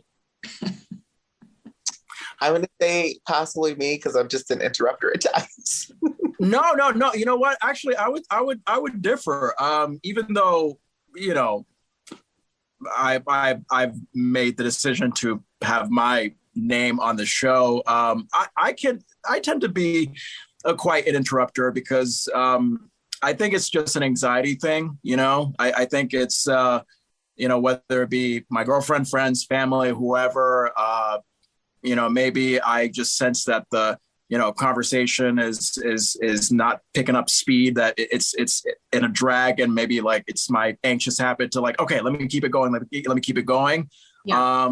And other times I think it's just not like really specifically, listening and reading off the other person well. So I'm gonna say that I'm probably more of the interrupter, and I'm trying to learn how to have more of a 50-50. Would you agree, Andrew? Would you agree? He's more of an interrupter? I'm not gonna agree, but I am like 50-50 or like 49-51. And I don't know who's on what side, but I don't think you're an interrupter. I do think you get a little antsy when you're ready, but I don't think you're an interrupter. Yeah. I love it. Jon, what's the best concert you've ever been to? Me? Yeah. Well, I'm not a passionate music person like that. It's funny because I've worked for music-based radio stations, and you would think that I'm the kind of guy that goes to concerts. I'm the kind of person that just like passively listens to a song on the radio or on Spotify, and I'm like, oh, hey, that's great. Maybe I'll listen to that again sometime. But I would never be the kind of guy that like, collects albums and go to concerts. I mean, I will tell you a recent concert experience that I've been to, and maybe it's my only concert experience, really. Trans-Siberian Orchestra. Oh my God! Wow. Yeah, I've seen them twice, and it's my kind of concert because not only do they have fabulous upbeat rock music, but they also have the holiday display. All the lights and the fireworks and everything. It's the perfect show for the whole family. And I've been there twice during the holidays, and I would go again. I mean, there's another concert in Minnesota I'm thinking about when I used to live in the Midwest, but that's not as memorable as Trans-Siberian Orchestra. That for me takes the cake. I love it. How about yourself, Andrew? Is there a concert that sticks out to you that you've been to that you're like, this is amazing? I have never been to a concert. Oh my God, really? Wow. My first concert experience is going to be next year, March 5th. I'm going to Dua Lipa. So that'll be the very first time I've ever been to one, but I've never been to a concert. That's crazy. You're going to die. It's going to be amazing. You're just going to be like, yeah. So jealous. Crazy. So jealous. Your next song, you ready? I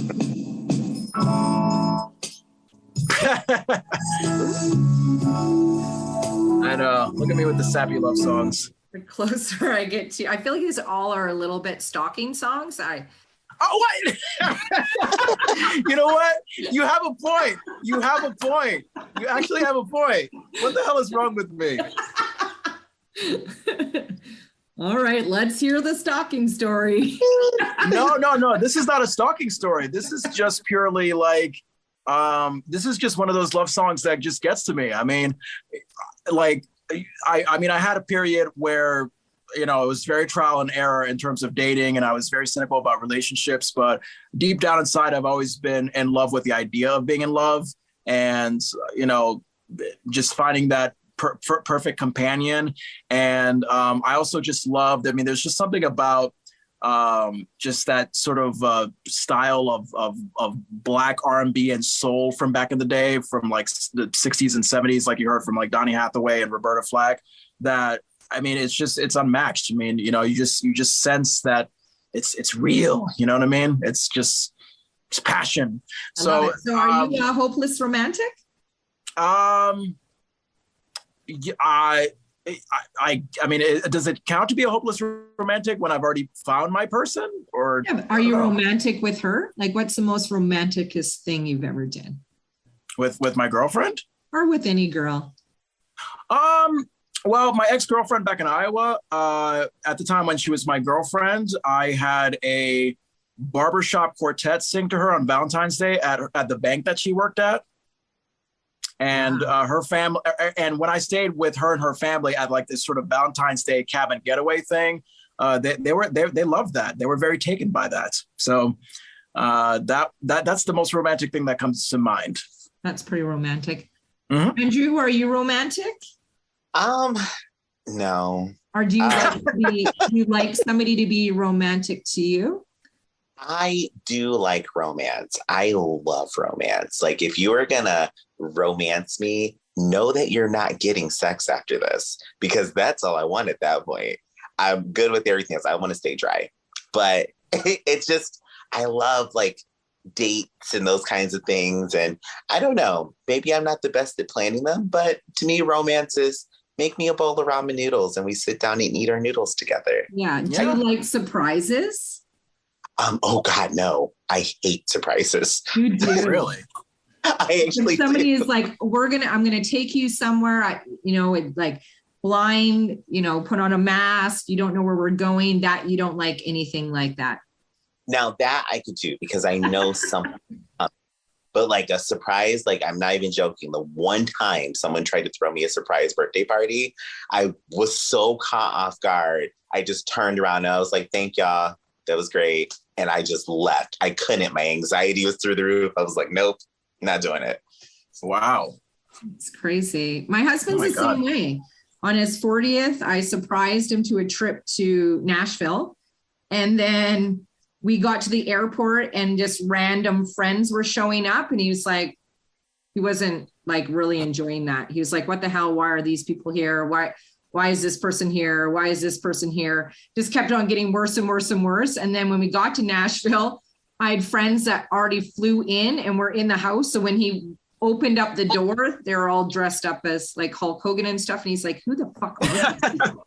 I'm like, they flew in from Texas to see you for your and like it took them probably like an hour to like finally go around to everybody and be like, hey, I am super grateful that you're here. But I thought after 22 years he'd be that one. I didn't realize he didn't like surprises. That didn't go very well. I was like, we'll never do that again. No surprises for you. That's me. They surprised me and I was like, I can't do this. And I left. And then I sent everybody a message. I was like, thank you so much. But I was expecting to have this energy for my birthday, not what I was presented with. I just can't handle it. Yeah, it's crazy. All right, Andrew, we're going to do your next song. I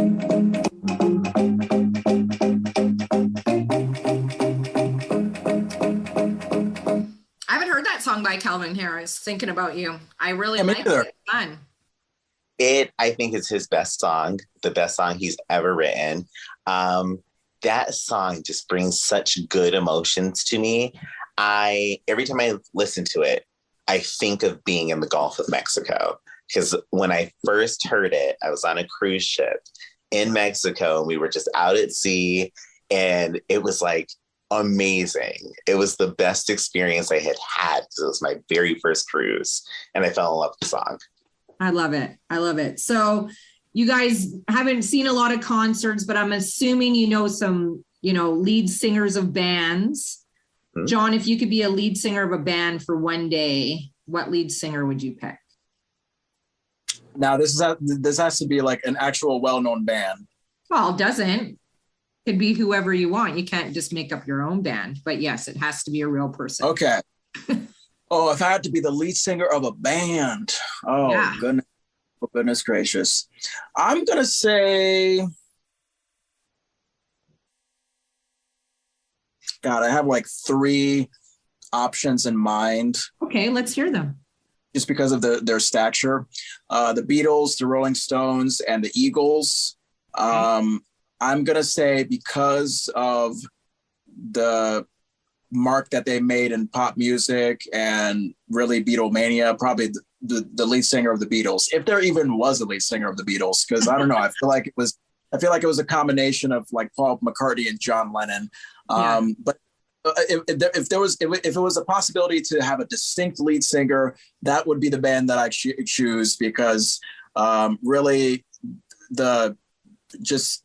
I'm so fascinated by that band in terms of like, how they started, the peak of Beatlemania, and how they just eventually like transformed from that sort of like teen pop image to, what we got later on with Strawberry something. Remind me what that was. Strawberry Fields. Strawberry Fields. Yep. Yeah. Yellow Submarine, like that era. Yep. I think there's enough fascination I have with the Beatles to want to be the lead singer of that band. I love it. How about yourself, Andrew? I do actually have 2 choices that it would be. One, I think I would want to be the lead singer of the Jackson 5. Oh no! I would be in heaven because I loved their music. And I think I would love to see people swarming a limousine as I'm sitting by. I just think that would be amazing. And then the other, I think I would want to be the lead singer of Black Sabbath. Nice. Ozzy Osbourne. I love it. Yes. Like their music. It just so amazing. So I think that would be my two choices. I like it. So Jon, what were you like in high school?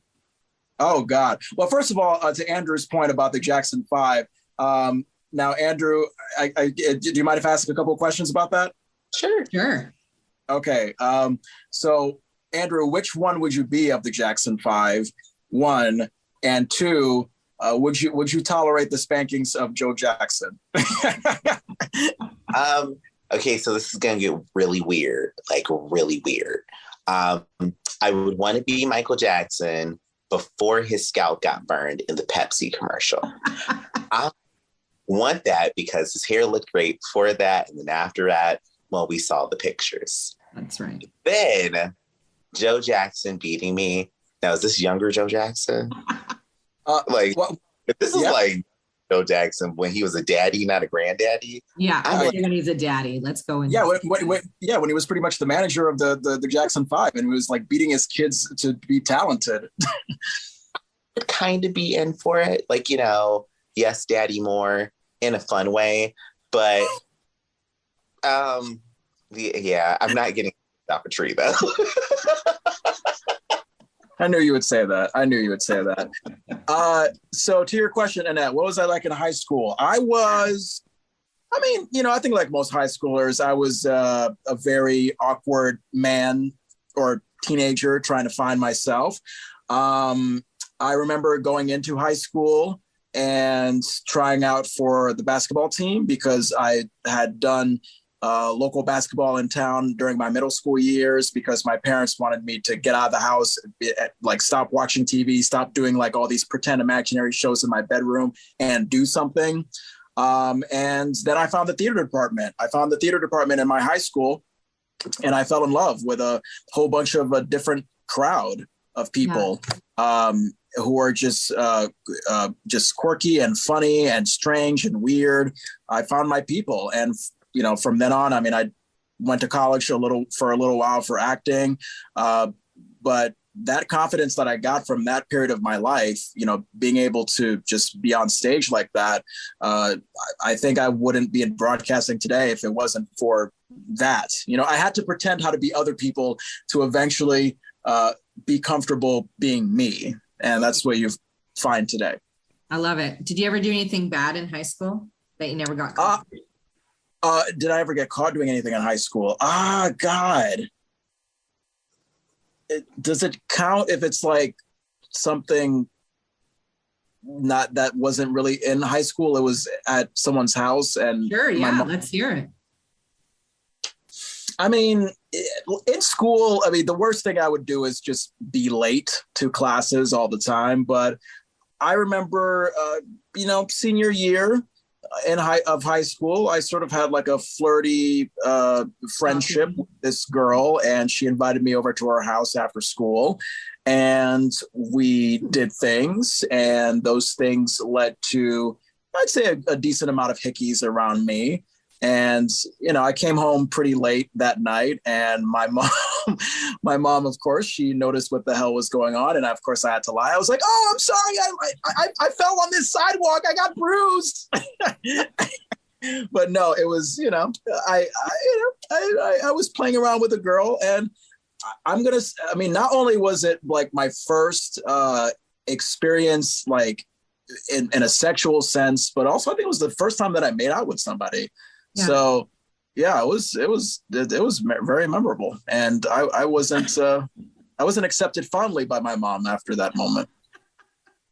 Are hickeys still around now? Do people still give hickeys? It's considered very sketchy and sort of backdoor hoary to give a hickey. Hickeys have negative stigmas.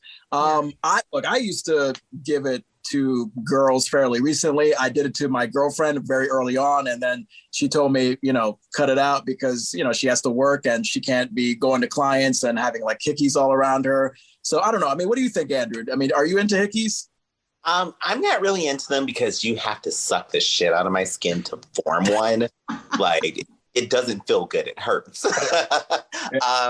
I've never really been into them. I've only had one my entire life. And as soon as I saw it was there, I was like, yeah, we're breaking up. This isn't cool. But no, I'm not into them. So here's a question, Andrew. So did the guy that gave you the hickey on your neck, did he suck as good on his neck than he did down below? Because that would be a good indication, right? No. Oh no. No, so the hickey, you're sucking on the neck. You're really not taking on a full piece of equipment.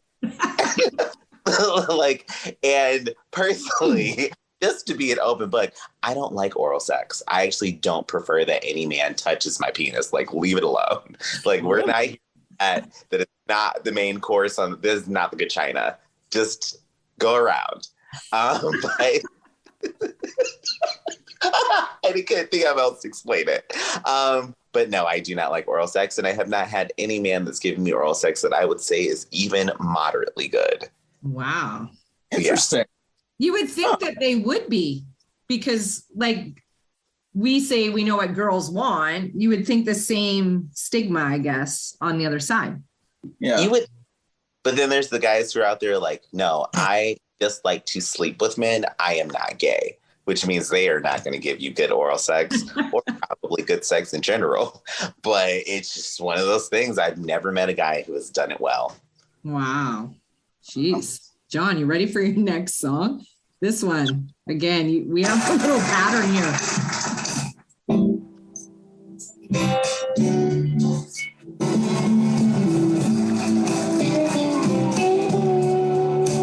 Oh, yeah. It's too late. Carole King. Yeah. Oh God. Well, I mean, that just brings me back to my childhood. My parents, whenever they would like take me to school or pick me up from my grandmother's place after school, because my grandmother would used to babysit me, they would often have this adult contemporary radio station on, which is still hot to this day.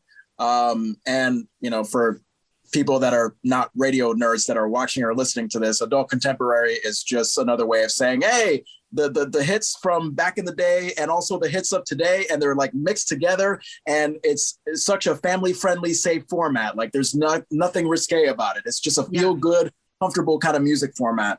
And I just remember listening to Carole King as one of the many artists on that adult contemporary station. And then not too long ago, with a friend of mine in Connecticut, when I went home for the weekend, we saw Beautiful, the Carole King musical. And I mean, I almost teared up, like listening to all that music that she made, and just like how it just makes you think of certain memories, you know? And you know, there's such a beautiful sort of simplicity to her music that I could listen to it for hours, you know? I love it. I love it. Do you, when you think of that song, have you ever like romanced a girl to any of these songs that you've picked? Or have you ever like slow dance naked to any of these songs to get a girl in the mood? Slow dance naked slow dancing. That's a concept I've never heard before. I may have to try that. Yeah. Hey, look, I mean, so I'm going on a birthday getaway weekend of sorts with my girlfriend this weekend. So maybe we'll have to try that. Dancing. That's what's on the menu. Yeah. No. I mean, Carole King, I've listened to that song with my girlfriend in the car. I've listened to The Closer I Get to You.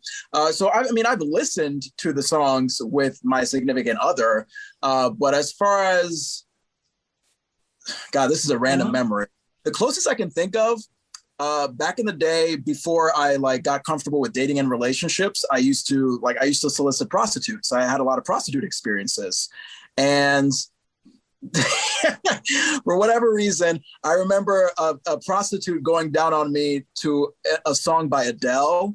And I don't even know what God, I don't even know what's deep. Like what song? I know. And you know what? Andrew loves this because Andrew is in love with Adele. But it's like, God, it's let me photograph you in this light. like I don't even know, but you know what song I'm talking about, Andrew, right? I do. and it has nothing to do with the blowjob, but for some reason, every time I listen to that song, I think back, oh my God, that hooker blowjob. That was such a great moment.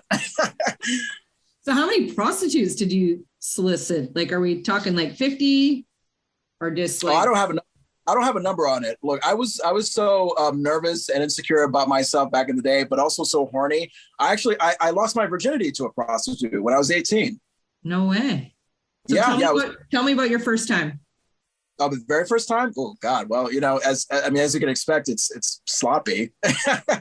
So it was when I was going to school for acting in Philadelphia. I was 18 and I was just horny one night, and I looked through websites, found a 25-year-old law school student who was doing this on the side, and she charged like $350 for the hour, which when you're in college, it's like the equivalent of asking for $1 million, but somehow I had the money and wanted to spend it.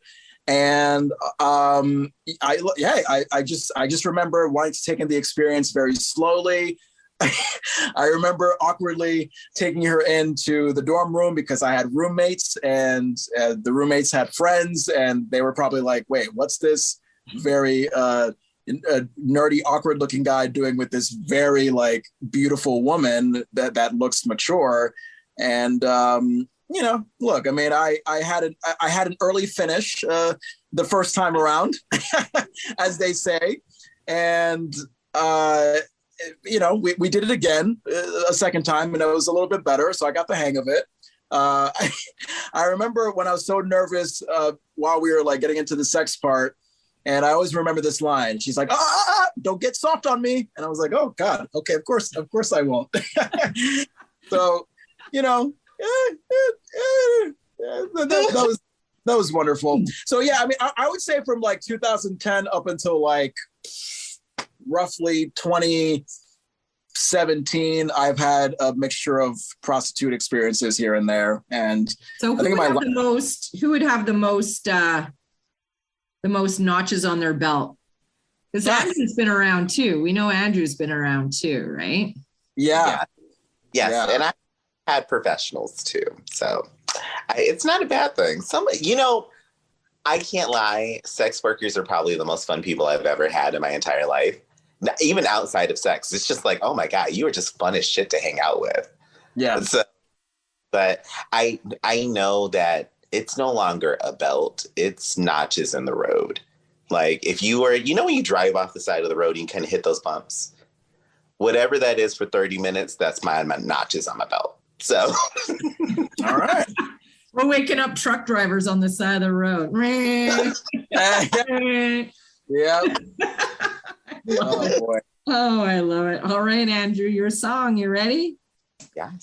Another Calvin Harris.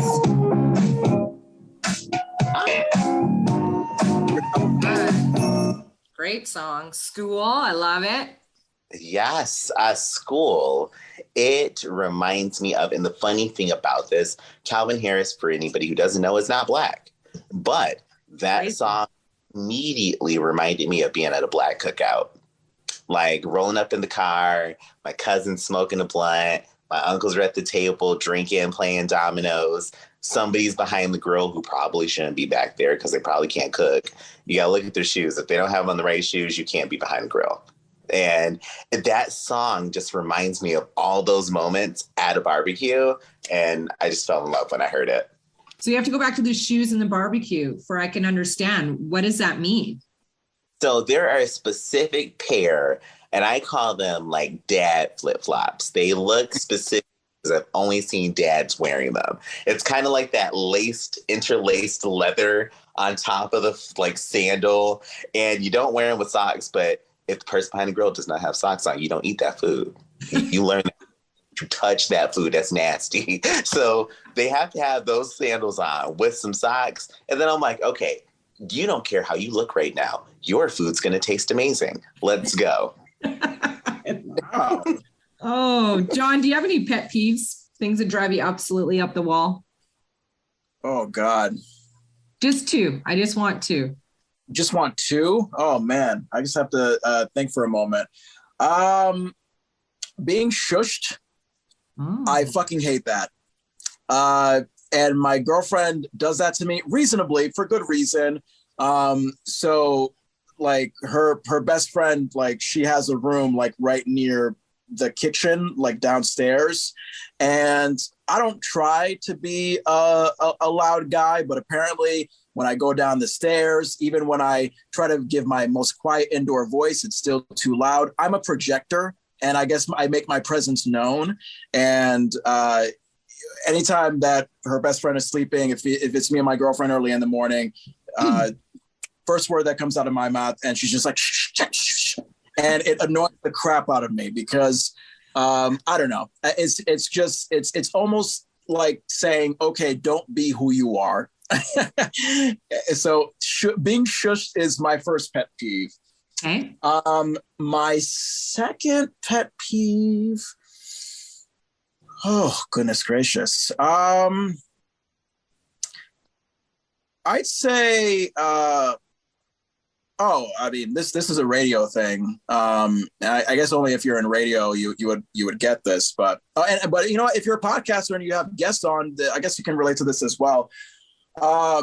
When you are conversing with listeners or guests that are just not giving you anything in return, like they're just giving you like a series of one-word answers. I had one of those on the radio earlier today for a trivia winner, and I almost want to just be sarcastic and snappy with them on the air, because it's like, wow, you won free shit. Could you sound any more monotone and boring right now? So those people, if I could have a lot less people, then great. And you know what? And actually, this is a compliment to Andrew, because look, I've had some co-hosts in the past where I've been like given a lot of like crazy, quirky shit off of them, and they're just like, oh, okay. Like they either give me like they either give me a negative response to what I'm giving them, or they give like a very one-word passive response to what I give them. And what I like about Andrew is that he is the perfect improv partner. He yes ands like nobody's business. Like I'll give him something like fucking insane, and he'll accept that insanity and give me even more insanity, which makes it better. So, you know, if I could have many more Andrews on the radio every day, that would be great. That's awesome. I love that. And it's so true. You have to feed off of each other. I know like when I do them with people and I'm like, my husband, because he gets so excited and he's like, how is that? I'm like, meh, they're okay. Maybe somebody will like their playlist. I don't want to be like that, but if I'm not vibing with them and I don't get to be myself, like if I feel like I'm in that podcast and I feel like I have to be somebody different where I can't ask my outrageous questions because I feel like they're just too wound up. Like if I ask them, you know, their sexual position, they fucking lose their mind, right? Like I would set them to they'd be like, oh my God, I can't believe you asked me this question. So I'm like, whatever, move on. Yeah. All right, Andrew, I want to hear yours because I feel like you got a couple. I do have a few pet peeves. Number one on the list, ringtones annoy the shit out of me, like to no end. I don't even know what the ringer of my cell phone sounds like because I never turn on the ringer. It's on vibrate 24/7. I hate them. Oh God, I hate cell phones in general, but I hate ringtones. What's your worst ringtone that you've heard that you were just like, what the hell is that? It was Nokia. They had that cell phone. It was like oh, my mom would never turn off her cell phone ringer. And I had to hear that all the time until I was like, I'm putting your phone in the garbage disposal if you don't start turning that off. It was so bad. Then another pet peeve of mine, people who don't tip. If you go to a restaurant, bartenders, whatever, I used to be a bartender. If you don't tip, that is a huge pet peeve of mine. Yeah. And I understand everybody, and it's your money and it's your money and how you want to spend it. But don't come here if you don't have the money to pay to properly pay the people who are working. It sucks. You probably get like $5 an hour when you're a server sometimes, if that, and you're depending on those tips. So it sucks when I see people who don't tip. That is a huge pet peeve. And the biggest pet peeve of all time for me are kitten high heels. I don't know who designed those. I don't know where they're from. I don't know why they exist. If anybody has them, good for you.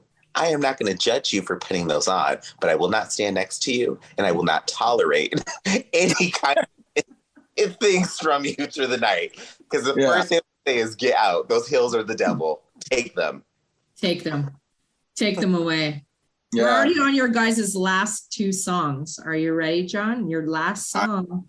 Yep. Oh yeah, James Taylor.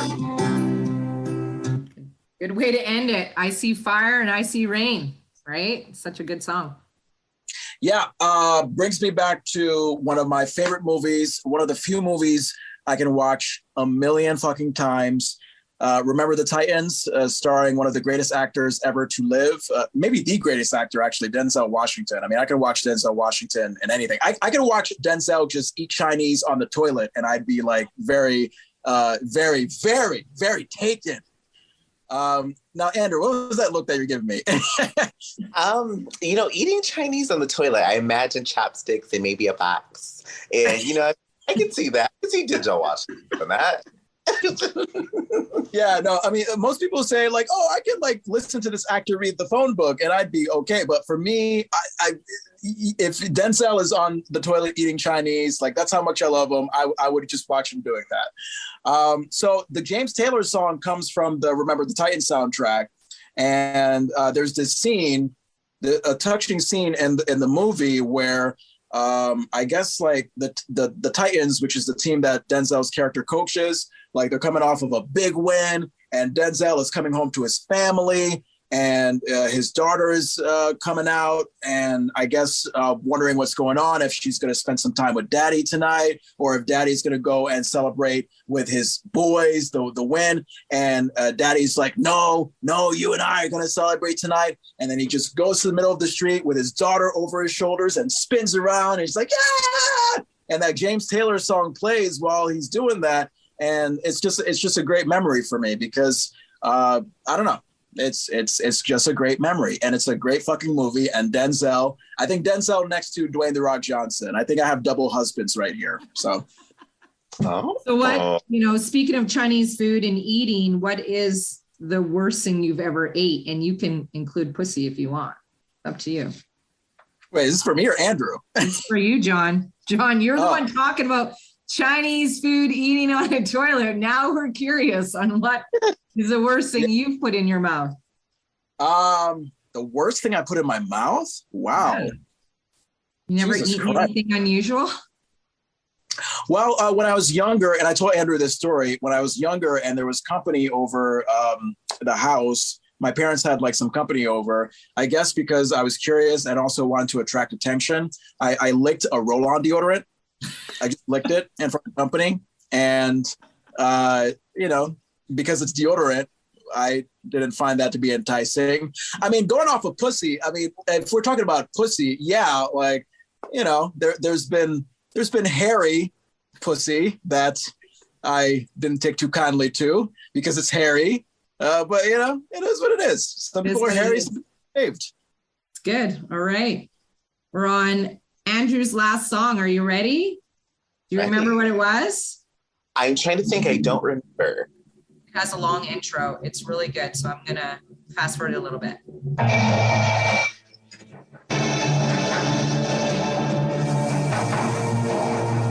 It's Tokyo.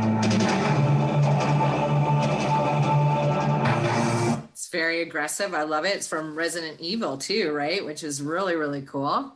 It is. It's from Resident Evil.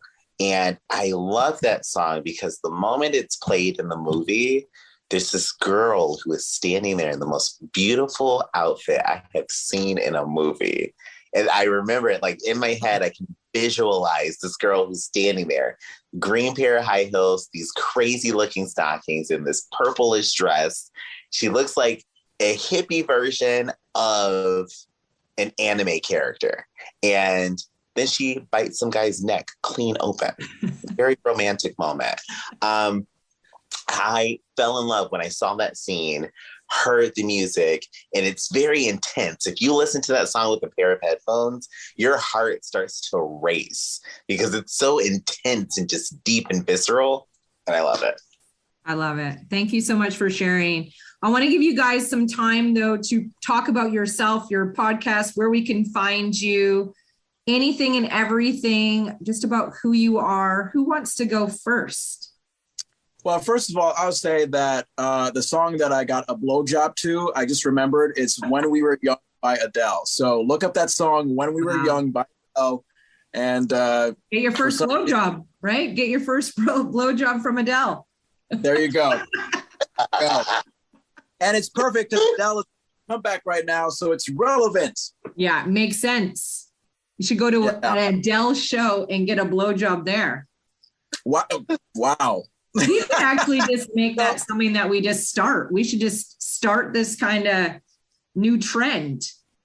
I guess. And you know what? Given that Adele like sings a lot of songs about breakups and divorce and whatnot, I mean, that's to be turned on by that enough that you want a blowjob to that. That's just that's otherworldly, you know? It is.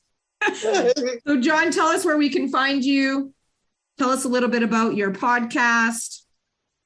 Sure. So the Anything Show, it's basically a crazy hour, sometimes hour plus of pop culture insanity. So me and Andrew, every week we like to give our quirky takes on trending headlines. We like to discuss celebrity gossip. We like to listen back to the viral videos of the week. And we like to interview fascinating people such as yourself, Annette.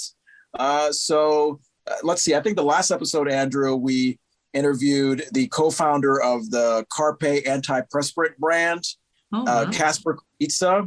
And we found out via that interview that Andrew has a pinky sweat problem. Like he has a problem where he sweats a lot from his pinky.